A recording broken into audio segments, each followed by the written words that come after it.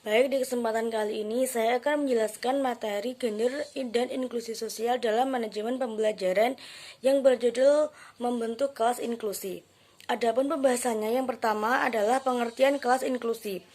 Kelas inklusi merupakan sebuah layanan pendidikan yang diberikan untuk anak berkebutuhan khusus atau bisa disebut dengan ABK, agar mereka memperoleh pembelajaran yang layak.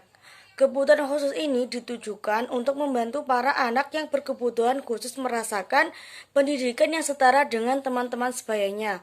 Karena seperti yang kita ketahui, masih banyak sekali sekolah umum yang memandang anak dengan kebutuhan guru sebagai anak yang berbeda-beda. Sekolah kurang memadai dan melaksanakan sekolah inklusi untuk anak-anak yang berkebutuhan khusus.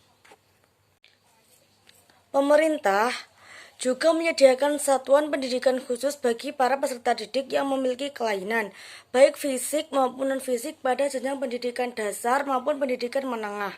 Seperti yang dijelaskan oleh Peraturan Pemerintah Nomor 17 Tahun 2010 tentang pengelolaan penyelenggaraan pendidikan pasal 133 yang berbunyi 1.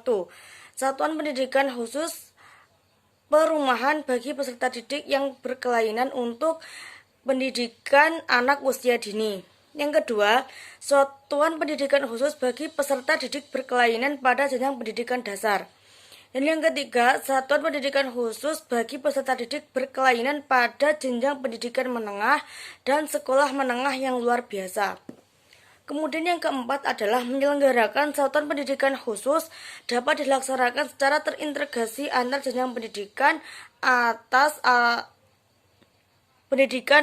atau antar jenis kelainan.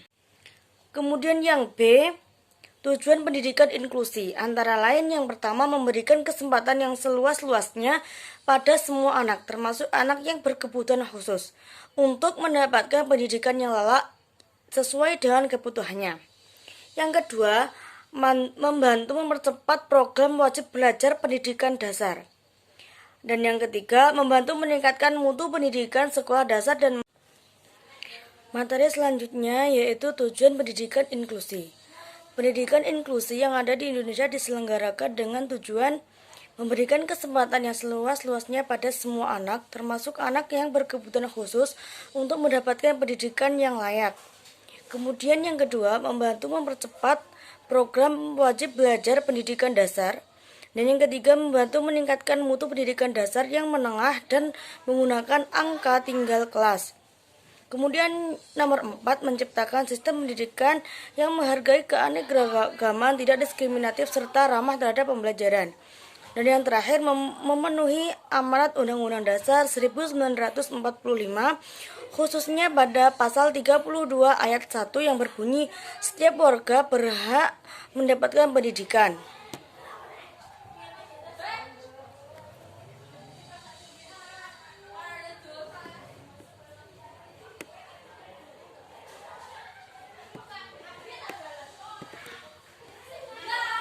Kemudian manfaat pendidikan inklusi.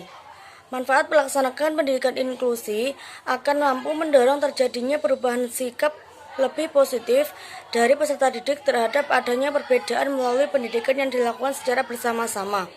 Dan pada akhirnya akan mampu memberikan sebuah kelompok masyarakat yang tidak diskriminatif dan bahkan menjadi akomodatif terhadap semua orang. Ada beberapa manfaat dari pendidikan inklusi, antara lain yaitu bagi siswa, bagi guru, bagi sekolahan, dan bagi masyarakat. Untuk materi selanjutnya yaitu jenis-jenis anak yang berkebutuhan khusus. Setiap anak yang lahir di dunia memiliki potensi yang berbeda-beda. Mereka memiliki potensi dan bakat yang berbeda dengan anak pada umumnya. Anak-anak memiliki keterbatasan tersebut sering disebut anak berkebutuhan khusus atau ABK. Menurut Peraturan Menteri Negara Pemberdayaan Perempuan dan Perlindungan Anak Republik Indonesia Nomor 10 Tahun 2011 tentang Kebijakan Penanganan Anak Berkebutuhan Khusus dijelaskan bahwa anak yang berkebutuhan khusus adalah anak yang mengalami keterbatasan atau keluar biasaan baik fisik, mental, intelektual, sosial maupun emosional. Berikut ada beberapa kelompok anak yang berkebutuhan khusus menurut Kemendikbud nomor 157 tahun 2014.